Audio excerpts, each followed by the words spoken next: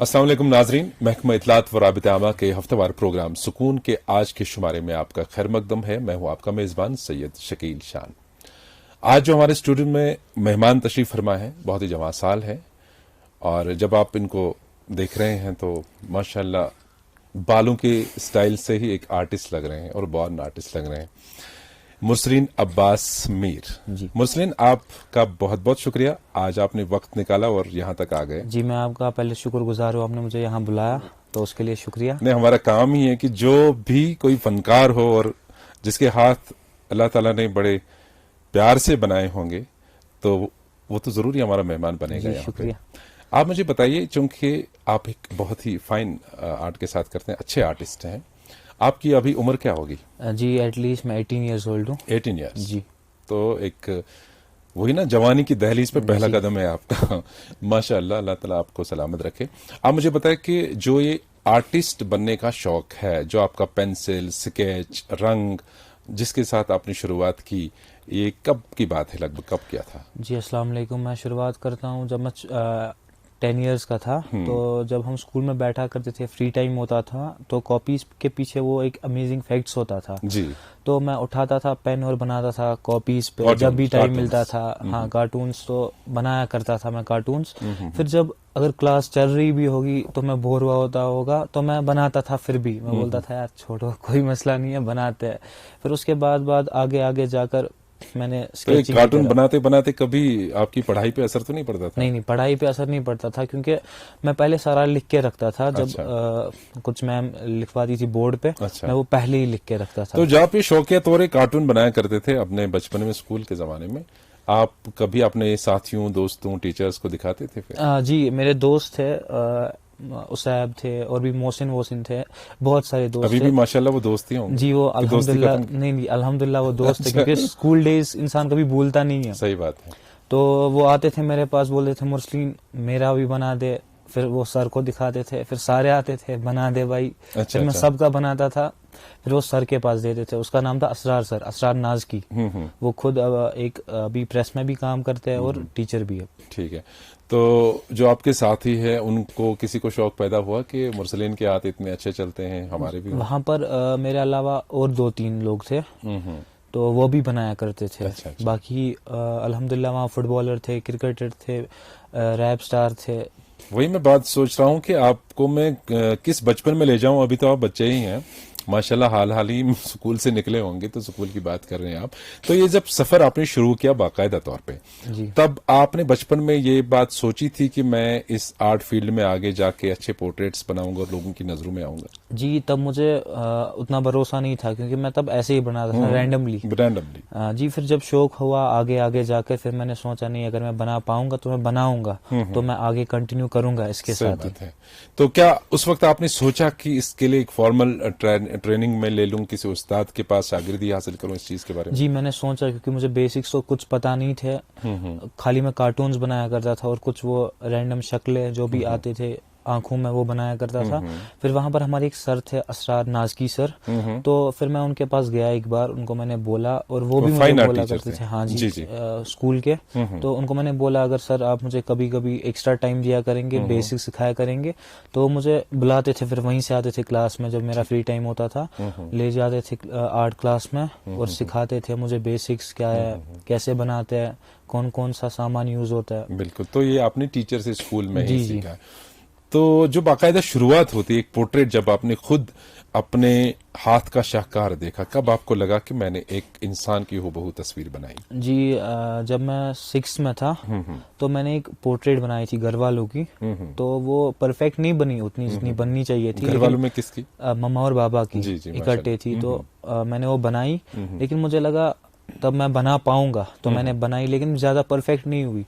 तो मैंने सोचा यार कोई नहीं, फर्स्ट ट्राई है, आगे आगे जाके देखते हैं क्या होता है। तो वरना मैंने तब सोचा था यार मैं नहीं बना पाऊंगा। फिर जब मैंने सोचा नहीं, मैंने इतना परफेक्ट अभी बनाया, अगर मैं और 2-3 बार ट्राई करूंगा तो मैं ज्यादा परफेक्ट बना सकता हूँ। बिल्कुल। तो मैंने उनकी पहली बनाई। क्योंकि जब मश्क जारी रहती है ना, इंसान का जब एक शौक होता है, उसको आगे परवान चढ़ाने के लिए इंसान मेहनत करता है। तो लगन के साथ आपने फिर मेहनत की होगी इस पर।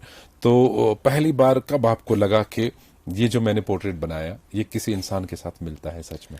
जी तब वो लाइक सिक्स्थ में ही होगा वो, एंडिंग जब मैं सेवेंथ में चढ़ा तब मैंने और एक पोर्ट्रेट बनाई थी छोटे कज़न की।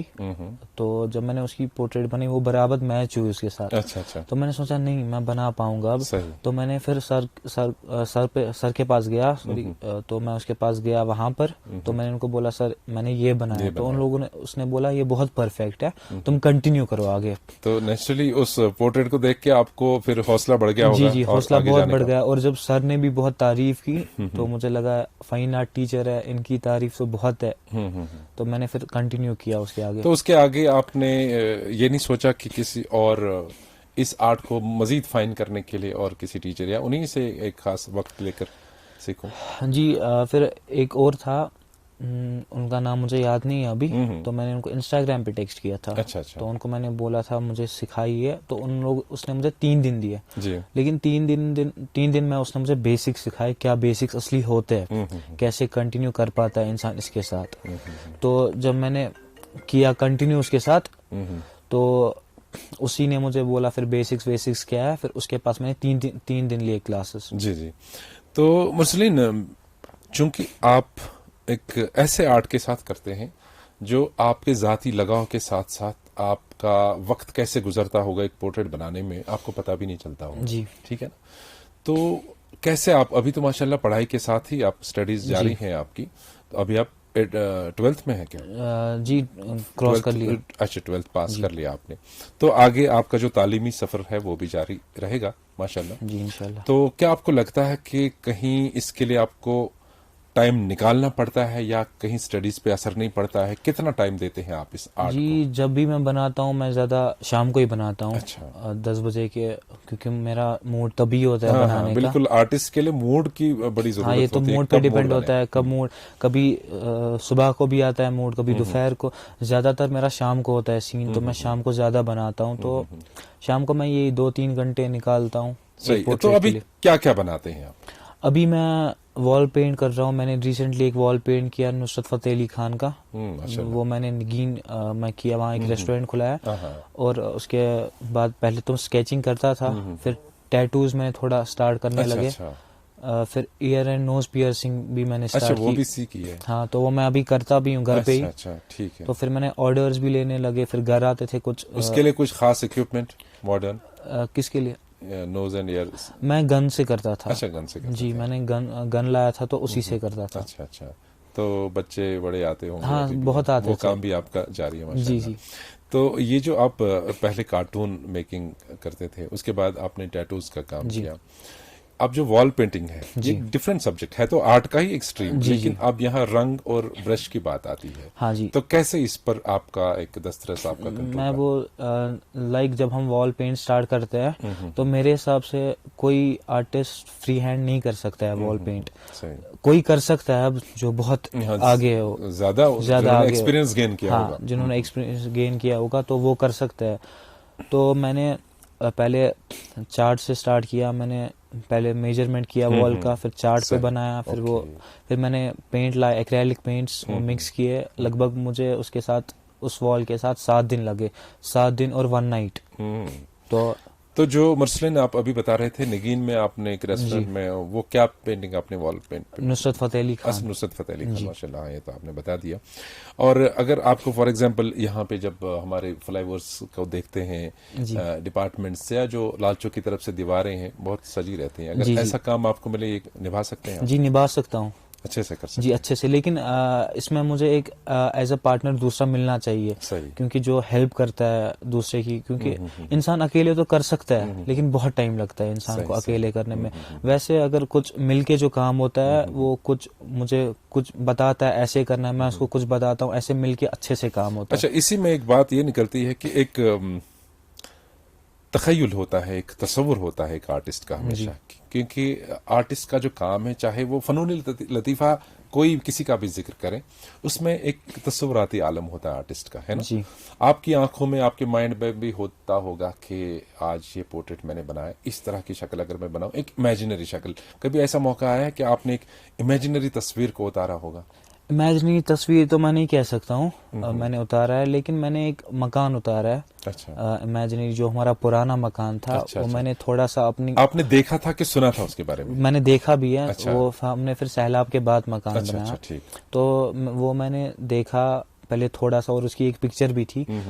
जो उसका जो हेड था, लाइक ऊपर वाला हिस्सा, वो मुझे आंखों से मतलब हुआ तस्वर, ये मैं अच्छा, बना कैसा सकता हूँ हो उस पे। सकता था? हाँ, तो फिर मैंने जब फोटो लाई, फिर मैंने जो नीचे वाली बेस है फोटो के जरिए बनाई। इस सोशल मीडिया का जमाना है, जी इसमें आपको किसी अब थर्ड पर्सन की जरूरत नहीं है, जी जैसे कि पुराने जमाने में आर्टिस्ट या तख्लीकी फनकार हुआ करते थे, फिर उनको जरूरत पड़ती थी कई सारे दरवाजे खटखटाने की, जी जहां पे उनका जो वो फनून लतीफ़ा है उसकी नुमाइश हो कहीं पे या किसी को पता चले। आजकल फैसिलिटी ऐसी है कि सोशल मीडिया पे आप कोई भी अपना मास्टरपीस, कोई जी शाहकार, डाल कोई सकते हैं। पोर्ट्रेट डाल सकते हैं, तो लाखों लोग उसको आनंद फानंद देख सकते हैं। तो क्या लगता है आपको कि सोशल मीडिया आप जैसे होनहार फनकारों के लिए कितना जरूरी है? मैं बोलना चाहूँगा, सोशल मीडिया में अभी बहुत पावर है। इंसान अगर कुछ अभी अपलोड करता है, अगर लोग ज़्यादा देखते हैं तो बहुत ज़्यादा व्यूज़ आते हैं, रिव्यूज़ आते हैं, लाइक्स आते हैं। फिर इंसान चाहे वो छोटा आर्टिस्ट हो, बड़ा आर्टिस्ट हो, पहले तो सब आर्टिस्ट सेम होते हैं अपने सही बात हिसाब से। इसलिए सोशल मीडिया में बहुत पावर है। अगर इंसान यूज़ करेगा सोशल मीडिया, तो वो बहुत आगे जा सकता है सोशल मीडिया के जी। थ्रू। तो अपने जो आपके सोशल मीडिया हैंडल्स हैं, जो जी पेज है, या वो भी नाज़रीन को बता दीजिए।